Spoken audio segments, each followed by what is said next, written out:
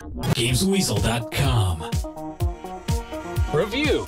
I'll be brief with the history of Guitar Hero because most of you already know it by now. As you may or may not know, Harmonix have made the first game and then they swanned off to MTV Games to make EA's Rock Band. Meanwhile, Neversoft took over the mantle with Activision to make the last game and this one. Of course, Rock Band took Guitar Hero and then expanded on it to include drums and singing. Not one to be beaten, Guitar Hero's done the same thing with World Tour, and what you get is a similar experience with a few new ideas which don't always work as well as they should.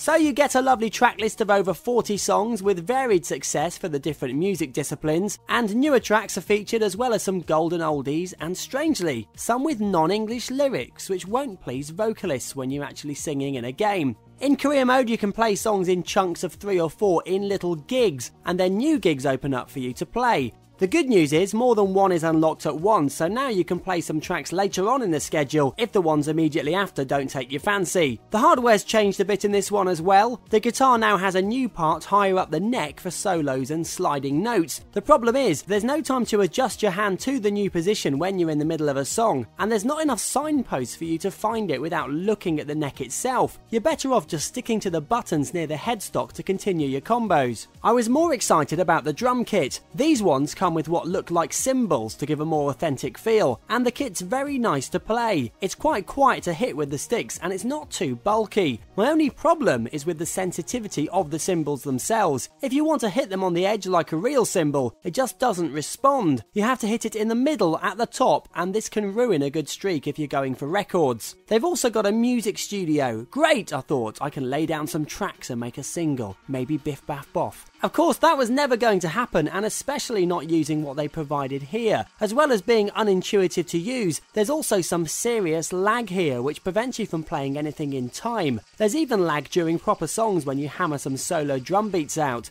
This should have been ironed out before release. When it comes to singing, the microphone is actually half decent and does a good job of picking out even the smallest pitch change. At the end of the day, Guitar Hero does the job if you fancy living out your rock and roll dreams. It's nice to have the option of when and how to play each track. Is it better than Rock Band? Well, to be honest, they're almost interchangeable. We'll see what Rock Band 2 has to offer soon. Guitar Hero World Tour gets a very good 7 out of 10. You've been watching a review from Games Weasel. If you want to get the show each week, which includes video game reviews, news, previews, competitions and special features, then head over to GamesWeasel.com for our video podcast, Games Weasel TV. GamesWeasel.com.